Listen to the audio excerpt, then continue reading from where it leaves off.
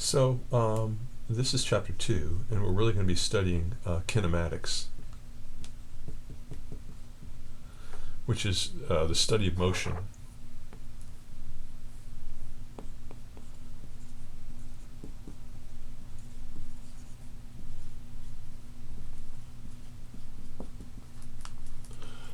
And so we're going to start introducing physical quantities.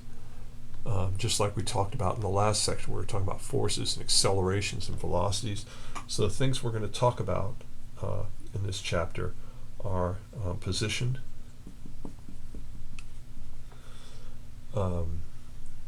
displacement,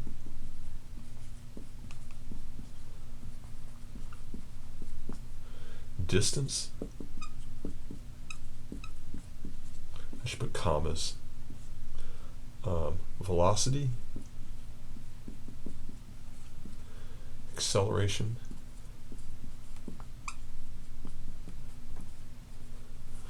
and more. We'll have we'll talk about a little more specifically. We'll talk about like average velocity. We'll talk about speed, and we use these words in our normal language, but in physics they have to have very specific meanings. If you want to understand how things move in a quantitative way, you have to give these things specific definitions and kind of stick to them.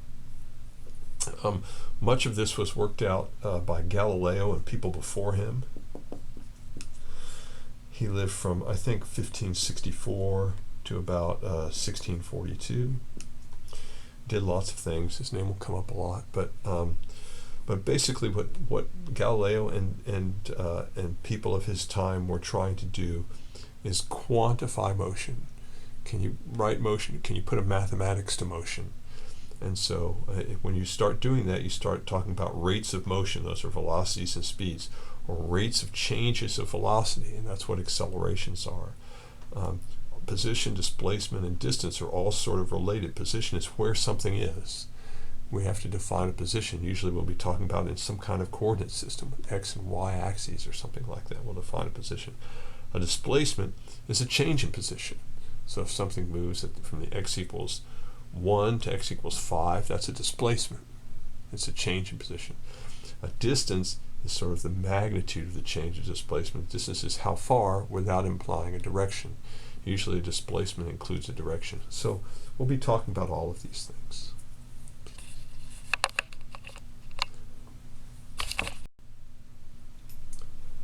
So first we'll begin with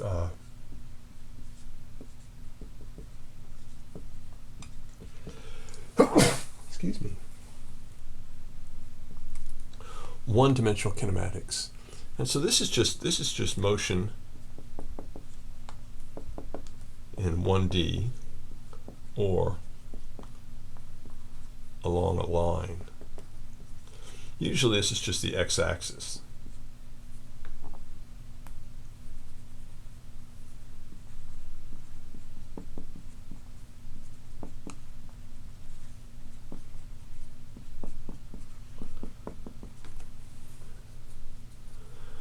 And so if I have an axis here, and this is my x-axis, this is x equals 0, it can go this way as well, right? And I can just sort of mark off positions here. Right, this is maybe my units here are meters, say, and this is 1, 2, 3, 4, 5. And so I can say my position is x equals 1. And so it kind of means, let me get a different color here, kind of means I'm right here. Now, if I'm telling a story about this, I might want to say, look, my initial position, so we put a little x0 here, x0 maybe. x0 equals 1 meter, and that means I'm here. Later,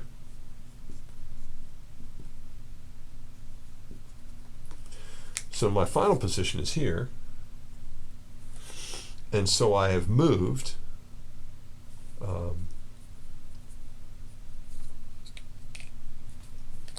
from position 1 meter to position 5 meters. And so I can say delta x, change in x is x final minus x initial. Sometimes we put an I for that. Doesn't matter, you can call it anything you want. Usually we use some subscript on on our variables to tell what they mean, right? To give a more specific definition, because we have two positions, so we can't call them both x, right? And so this thing is the displacement.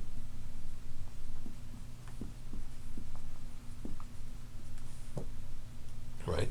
And in this case, it's 5 meters minus 1 meter, or 4 meters.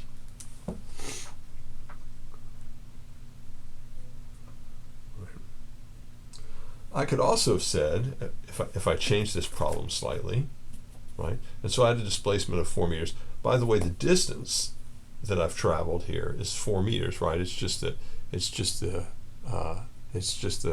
absolute value of the displacement. I'll talk about that some more in a second. But so those are initial position, final position, and displacement, right? So let's try it again. We could say, look, what if we set x naught equal to 5? So I started at this one, right? And x final equal to 1 meter. So instead of going this way, I was going that way, right? And so now my displacement, delta x, is x final minus x initial, right? Oops, I want to put a naught for that, I think. And that's 1 meter minus 5 meters, or delta x equals minus 4 meters. Notice there's a negative sign here, right?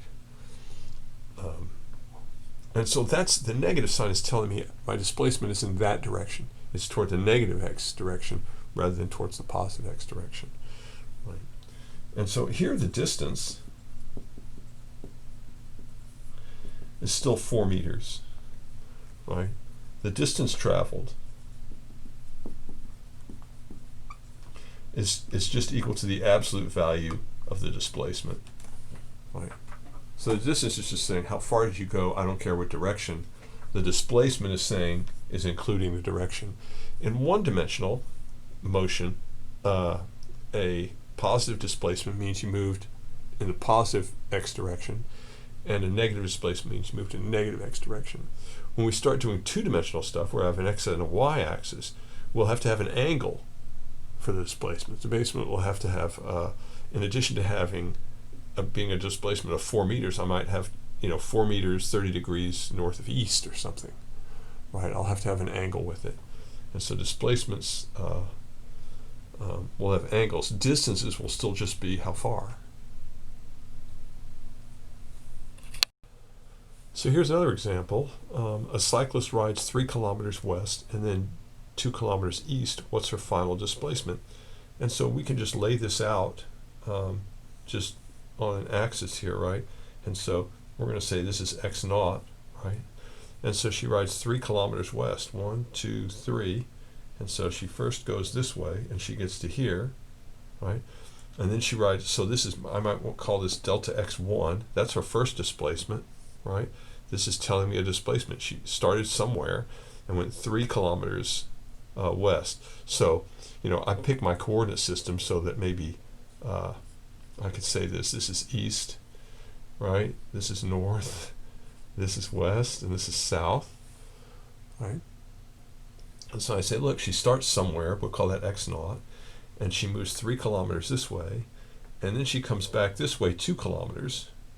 So delta x1 is 3 kilometers, or really minus 3 kilometers, and delta x2 is 2 kilometers plus 2 kilometers, right? And so her total displacement is the sum of those two things. It's just minus delta x total is delta x1 plus delta x2, which is minus 3 kilometers plus 2 kilometers, or minus 1 kilometer, right? And so this is her final position, right? X final is equal to x initial minus 1 kilometer, or delta x total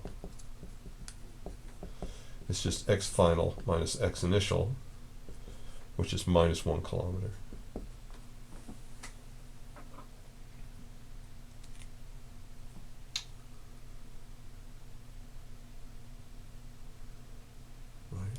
So our final displacement is minus 1 kilometer. Let's talk about, we talked about position, displacement, and distance, right? Let's talk about velocity for a minute. So velocity is kind of how fast you're going, including direction. And so velocity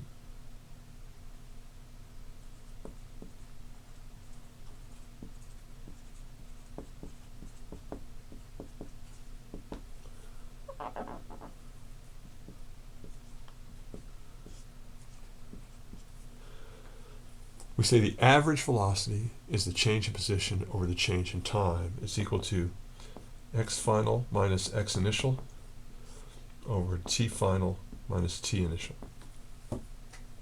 Right? This is the time I spent traveling. That's my displacement. Right? So if I say, you know, I drove to Oklahoma City in an hour, if I start in Weatherford, Oklahoma, that means I went 70 miles to the east in an hour. My average velocity was 70 miles per hour. It doesn't mean I was doing 70 miles per hour at every instant. I might have sometimes been doing 30 and sometimes been doing 90, but it means my average velocity is 70 miles per hour, and it would be in the eastward direction. And so if I was specifying a velocity, I have to include a direction. And so since Weatherford and Oklahoma are roughly on an east-west line, I would say my average velocity was 70 miles an hour to the east.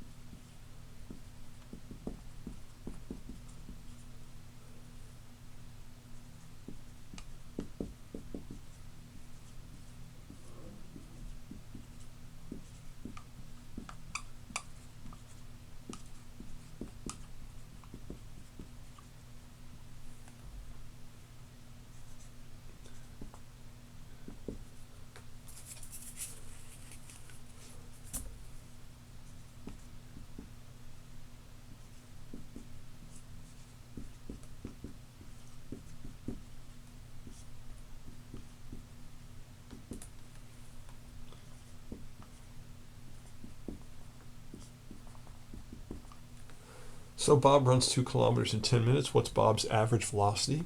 The average velocity is just the change in position over the change in time. That's 2 kilometers. It's in the plus direction. It's implicitly, that's a positive number. And so maybe you can't see the decimal point there. 0.2 kilometers per minute. Right? I could change that to meters per second if I wanted to, but that's not an unreasonable way to represent that.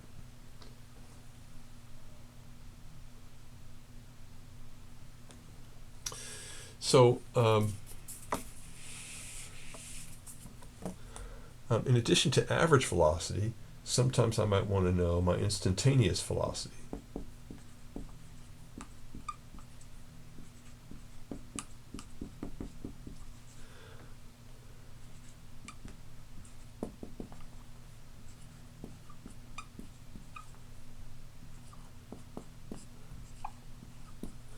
And usually we say it this way. We say the instantaneous velocity v is equal to the limit as delta t approaches 0 of delta x over delta t. In other words, this is what the highway patrolman measures on you as you're driving your car down the road.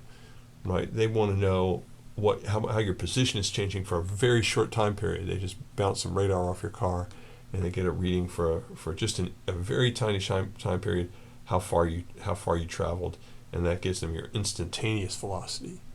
And so even though it took you an hour to get to Oklahoma City, somewhere in there a highway patrolman might have clocked you at 82, and you would get a speeding ticket because your instantaneous velocity was above the 70 mile per hour speed limit.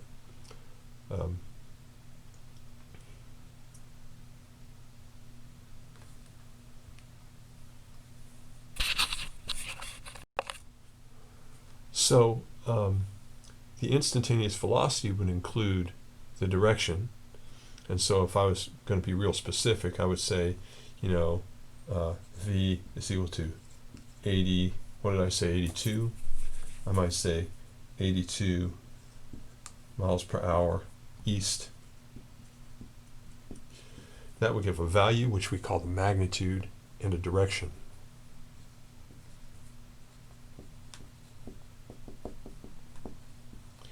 The magnitude is just a value, and this is the direction.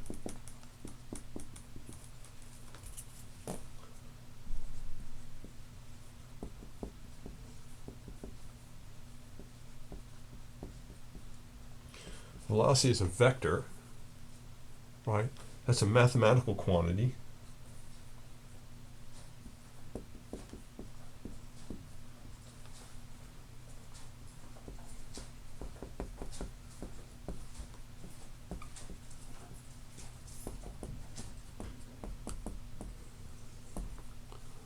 So it has a magnitude and a direction. So here's another example. Bob walks 1 mile east and then 1 mile west. So here's Bob, and he walks 1 mile east. And then he walks 1 mile back west again. Right? And so x initial, we could say is 0. This is x initial. Right? And x final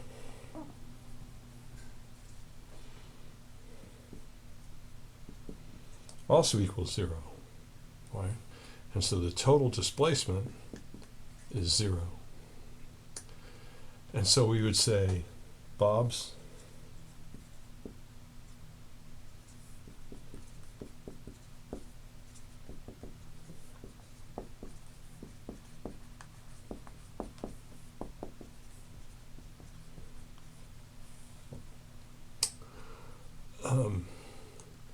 we could say Bob's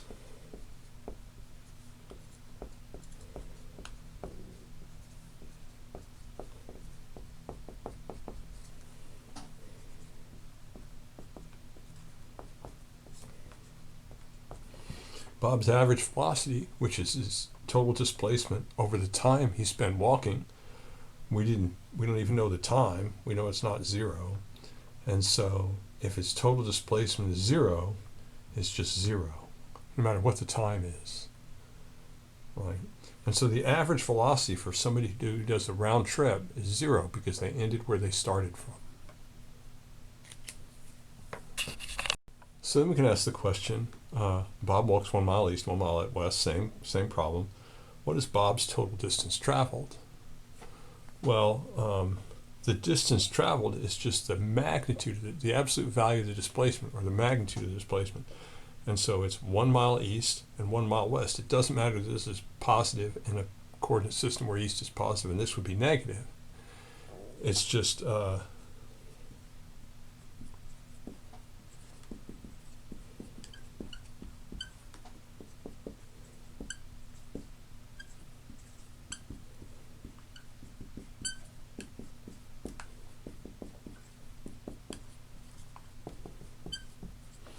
so this is where distance is just how far you go, but displacement includes the direction. And so if you travel to the right and then back to the left, the displacements cancel, but the distances don't. This is kind of like what reads on the odometer in your car, right? How far you've traveled, regardless of what distance you're traveling in. And so C, I can say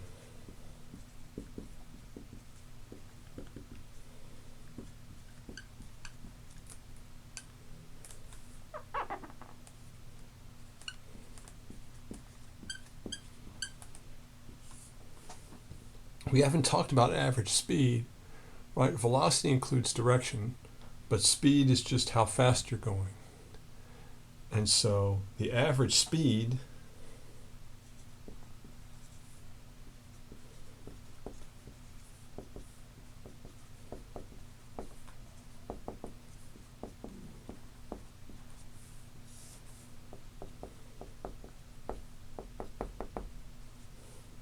is just the total distance traveled divided by the total time. Well, the total distance traveled, unlike for the average velocity, which is just the displacement, is not the same, right? The total distance traveled is the 2 miles and the total time. And so we'll say 30 minutes each way. since now we actually need to have a time for that. And so this would be 2 miles over 1 hour, right? 30 minutes plus 30 minutes, or 2 miles per hour. That's his average speed. Notice his average speed is not 0, whereas average velocity was 0. Okay.